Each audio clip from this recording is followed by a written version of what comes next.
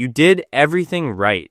You studied hard, got a stable job, saved every rupee, every dollar, every pound you could, and then you bought a house. Because that is what you are supposed to do, right? That is the finish line. That is how you win. But here is what nobody told you. The moment you signed that mortgage, you did not buy security. You bought a cage. And the worst part, you built it yourself. Meet Michael and Jorge. Same city, same income, same dream. Own a home, build a life, get ahead.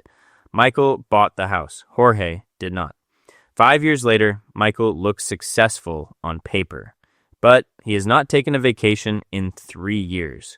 His savings account is empty, and he lies awake at night doing math that never works out. Jorge looks like he is behind, but he just hit a net worth that Michael will not reach for another decade. This is not a story about who was smarter. This is a story about a trap so well designed, so deeply sold to you, that escaping it feels like failure. And by the end of this video, you will see exactly how it works and whether you are already inside it. If you have ever felt like you were doing everything right but still falling behind, this video was made for you. Hit subscribe right now, because the trap we cover next makes this one look small. It is 2021. Michael and Jorge are both 27 years old, both earning $58,000 a year, both living in the same mid-sized American city. Both had been saving for 3 years, and both had the same number sitting in their bank accounts. $40,000. Michael looks at that number and sees a down payment. Jorge looks at that number and sees options. Michael has been told his whole life that renting is throwing money away. His parents owned a home. His older brother owns a home. Every article he reads tells him home ownership is how you build wealth. So Michael does what he was taught. He finds a house listed at $320,000. He puts down $40,000, about 12.5%. His mortgage rate is 2.96%, the national average for 2021. His monthly mortgage payment is $1,174. Property tax adds another $340. Ye home insurance is $130. Maintenance budget 1% of home value per year adds $267 every month. Michael's total monthly housing cost before a single piece of furniture, $1,911. He tells himself it is fine. This is what adults do. Meanwhile, Jorge signs a lease on a 2-bedroom apartment, $1,400 a month. He keeps the remaining $40,000 invested in a diversified index fund. Every month, he takes the difference between what Michael pays and what he pays, $511, and invests that too. On paper, Michael owns something. Jorge owns nothing. But numbers do not care about appearances. Year 1, Michael is proud. He paints the walls. He buys a lawnmower. He finally has a place that is his. But ownership has a sound. It is not the sound of equity building. It is the sound of a pipe bursting at 11 p.m. on a Tuesday. It is the sound of your HVAC dying in August. It is the sound of your phone ringing and the contractor on the other end saying, "Yeah, this is going to be expensive." Michael is not just a homeowner in year 1. He is a part-time plumber, part-time landscaper, part-time accountant, trying to figure out why the numbers never balance. Every month, something pulls at him. The property tax reassessment letter, the roof inspection he keeps postponing, the credit card he used for the water heater he was not supposed to need for another 5 years. He is not drowning, but he is never fully above water either. Jorge's year 1 looks different. His Saturday mornings are free. His $40,000 is quietly compounding. Every month, he moves the difference into index funds without thinking about it. He does not have a lawnmower. He does not have a burst pipe. He also does not have roots. But in year 1, that feels like freedom. Year 2, Michael gets a property tax reassessment, up $180 a month. His total housing cost is now $2,091. He pauses his retirement contributions, just temporarily, he tells himself. Jorge increases his monthly investment by $200. Year 3. Michael gets a raise. He catches up. He stabilizes. Jorge gets a raise. He invests it the same week. On the surface, they are both fine. But underneath, the gap is already enormous. And most people never see it until it is too late. It is 2024, 3 years in. Let us stop the clock and actually count. Michael's house is now worth $341,000. He has gained $21,000 in equity. His family is proud. His neighbors wave at him. But here is the full picture nobody posts on Instagram. Mortgage payments over 3 years, $42,264. Of that, only $11,200 went to principal. The rest, $31,064, went directly to the bank as interest. Gone. Forever. Property tax, $14,580. Insurance, $4,680. Maintenance and emergency repairs, $11,800. Total money out of Michael's pocket in 36 months, $73,324. Total equity gained, $21,000. He did not build wealth. He funded the illusion of wealth. Now Jorge. His original $40,000, but invested in a diversified index fund at a realistic 8% annual return, sitting comfortably within the historical 7 to 10% range, has grown to $50,400. His monthly investments of $511 compounded over 3 years have added another $20,500.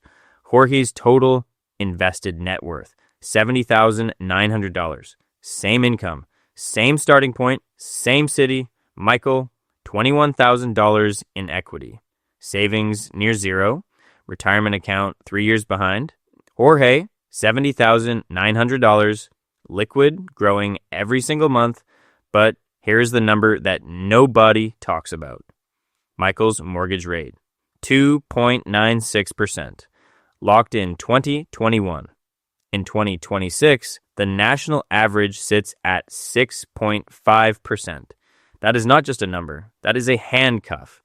If Michael sells today and buys the same house somewhere else, same price, same loan amount, his monthly mortgage payment jumps by over $600 every single month.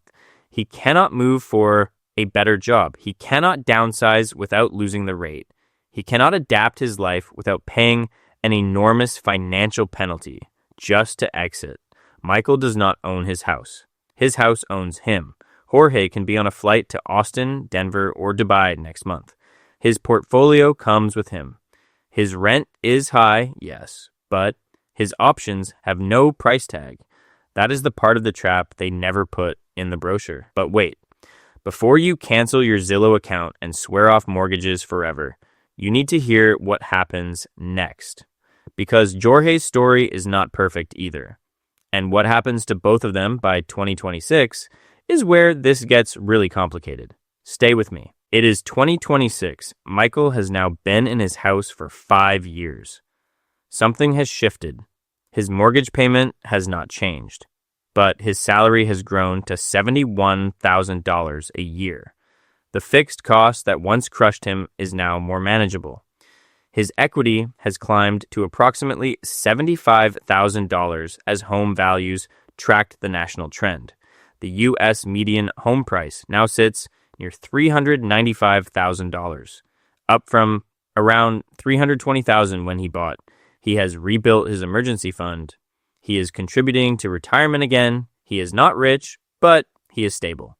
And here's what Jorge is facing.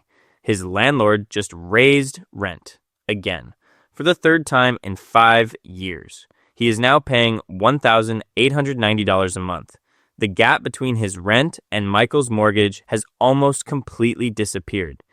His ability to invest the difference, the entire engine of his strategy, has been cut by more than half. He is also watching home prices. The the same house Michael bought for $320,000 in 2021. It is now worth approximately $395,000. And the mortgage rate Jorge would get today, 6.5%, is more than double what Michael locked in 5 years ago. On the same loan amount, Jorge would pay over $600 more per month than Michael does. Jorge has the money for a down payment, but entering the market now means buying at a higher price, at a higher rate, with a higher monthly burden than Michael has carried for 5 years. Jorge is ahead on paper, but he is starting to feel the walls of his own trap, the trap of waiting, the trap of optimizing so hard that you forget life is also happening. Michael has a home his daughter is growing up in. Jorge is still running the numbers. Neither of them won, neither of them lost. They just chose different cages. So, here is the ledger, Michael. Bought at 27, 5 years in. Home equity, approximately $75,000. Retirement account, underfunded by roughly $22,000 due to 3 years of paused contributions. Emergency fund, $8,000. Liquid savings, near zero.